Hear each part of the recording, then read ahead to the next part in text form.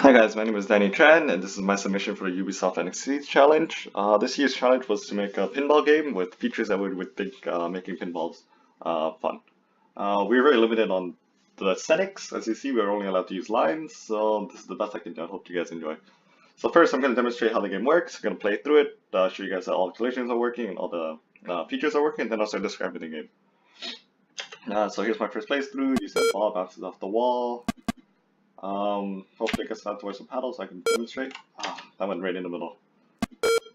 Hopefully it comes at a better angle so I can just... And that will launch them all upwards. And damn it, I went straight down the middle again. But as you can see, the paddles work. If it hits the paddles, it'll actually launch upwards. That will hit the paddle there. And hopefully... Yeah, see, these are bumpers and on the railings. That will launch the ball upwards. You can see points increase, and if we hit R, we can reset the game at any time. Alright, so a few of the features that I decided to implement into my game were spinners, which is basically a line that's spinning, mushrooms, which are bumpers that will help move the ball in random directions, and teleporters. Teleporters are, these ones are a little bit unique and different. The teleporter exit spawn is in the middle. So if you're heading at it, whatever direction you're heading at it, you actually exit the teleporter in that direction. So if you're heading left this way, it'll come out this way. If you're heading right, you actually come out that way. If you're heading down, you actually get launched straight down. The teleporter will give you a little bit more velocity, which will make things a little bit more random.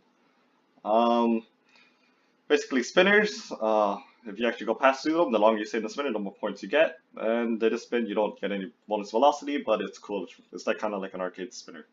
The guard is actually one way. If you saw at the beginning, you launch up the tunnel, then you come out this way, but you can't actually come back this way. This will actually bounce you back downwards. And this little thing in the corner is actually a target, which is actually a big points of about 100,000. If you hit it, it'll give you a big launch of velocity back, which will help you hit a whole bunch of things and collect a lot of points. Of course, we have rails to help you get towards the paddles, and if you unfortunately get on the opposite side, you'll reset the game once you head out of bounds. Alright guys, you just saw my gameplay. Feel free to play it whenever you guys want. I'm just going to go a little bit over the code and show you the key highlights of what I did to make this game. So basically the system I went for was a game object manager, which has a list of game objects in itself, and the game objects actually has a list of game components and also another list for game objects if you want to have children within game objects, so they will update automatically if you actually just call the update function in a game object. Component-based system is actually very simple. I just add a component.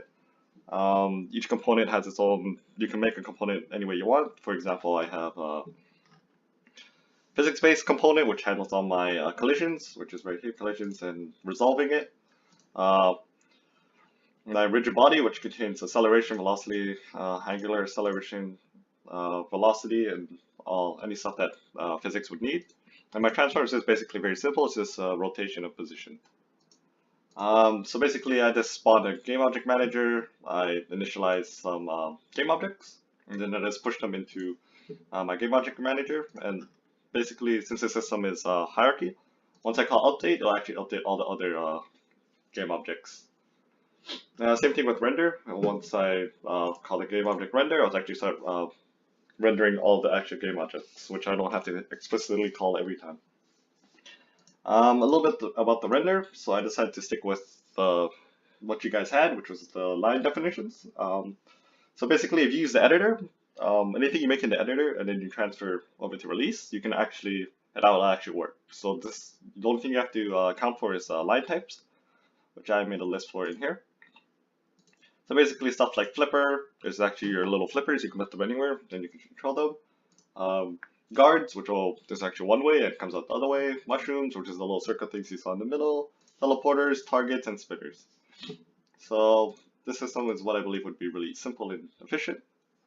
So other key highlights is so my physics, where I had all the physics, which is actually the physics component. Since I could add this to anything, I can actually add physics to any object that I really wanted to, but the only thing I really need it for is the ball. So for my collision check, I just go through all the lines. So if it's a ball, I just ignore it, just to make it a little bit more efficient. If it's a guard, I just do a little bit of basic math. I play a sound. I make sure the overlap distance is actually greater than 0. If it's greater than 0,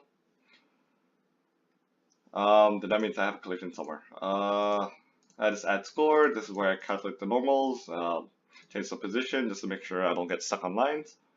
And in my collision resolve, just right over here, it's very simple. I just add to whatever my game object is. It's velocity. I add velocity times its normal, dot product, and 0.2.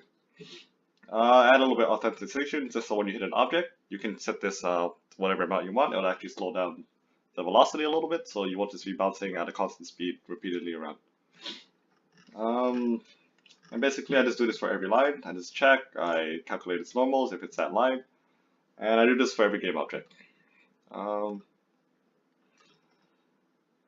Yeah, guys, if you would like to see, source code's actually provided. Have a look.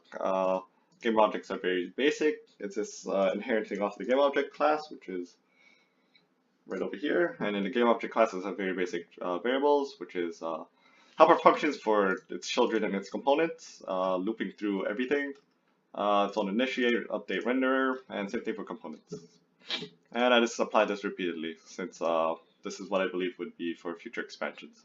It would be very simple. I just have to call game objects and this override these. And yeah, that's basically it, guys. Thank you so much for listening to what I have to say. Hopefully I do get selected, and thank you so much for your time and day.